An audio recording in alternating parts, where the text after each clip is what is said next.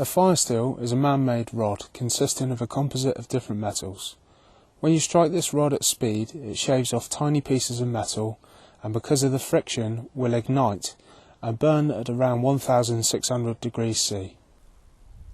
Most fire steels often come with a striker attached. Sometimes these will have a serrated edge, or other times they will just have a flat edge. Fire steels come in a range of different sizes, with large ones offering around 12,000 strikes before they wear out. So let's see how we use a fire steel. You can use your knife to strike the fire steel, but do not use the cutting edge of your knife because this will blunt your blade. Use the spine of your knife, and if it has a good flat edge, it will strike the fire steel well. You can ignite a huge number of different tinders using sparks from a fire steel. Both natural and man-made tinders work well. You can see here we've got dried grass, charcloth, cotton wool, and we've got some fluff from the bulrush, which is the spores from this reed.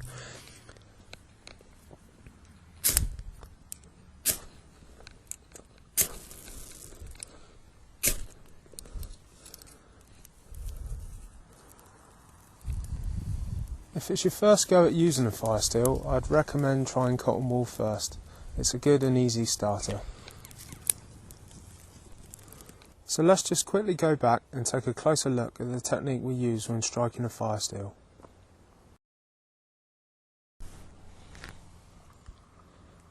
If you take note of the angle of which I'm holding the striker against the fire steel, we maintain this angle and pull the rod backwards, and we get sparks out.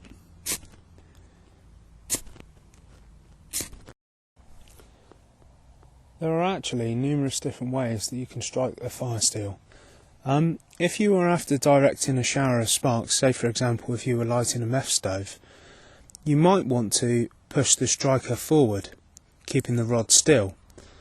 So this would let us shower something with sparks in a certain direction, whilst we can sort of keep our hands at a bit of a distance for when the meth ignites. Now, the same technique might not be very good for if you were working with a tinder bundle, because if you were moving your hands forward, you've got a tendency to knock your tinder bundle.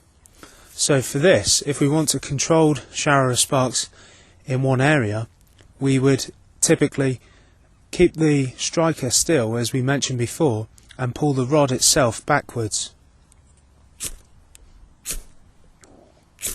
Just like that.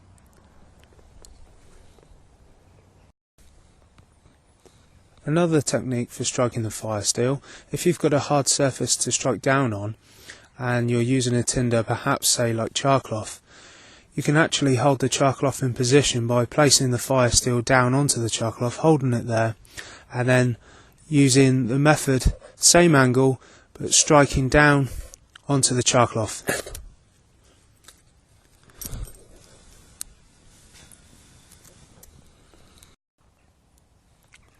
Another trick you can use if you were for some reason struggling to light your tinder is to make some shavings of the fire steel onto your tinder. So if I put the rod onto the charcloth and I very slowly scrape the striker down the rod, I'm not aiming to ignite the shavings at this stage, I'm just trying to get some shavings off the rod so that hopefully you can see some metal shavings there on the charcloth. Now when we strike down faster with more friction, this will ignite the shavings and increase our chances of catching the tinder alight.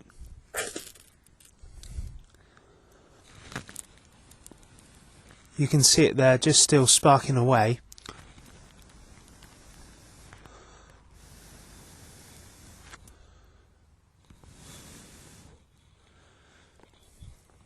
The quality of fire steels can vary. If you always go for the cheapest thing you can find, the actual composition of the metals can be inconsistent and not give off as good a shower of sparks as some fire steels.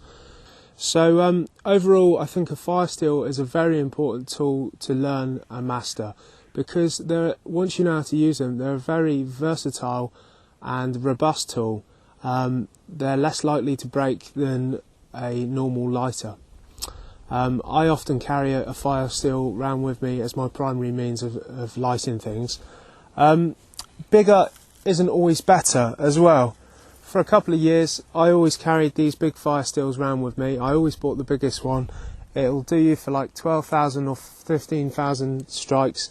But now I carry the Light My Fire mini fire steel. This small orange one, I prefer it. I think it's about 1,500 strikes that it's predicted that it will give you. But just the fact it's smaller, you don't notice it at all. You can clip it on key rings or on your belt and you really do not notice it, whereas the other larger ones, you will notice that jangling about on your belt or on your keys. So go out and learn how to use a fire steel.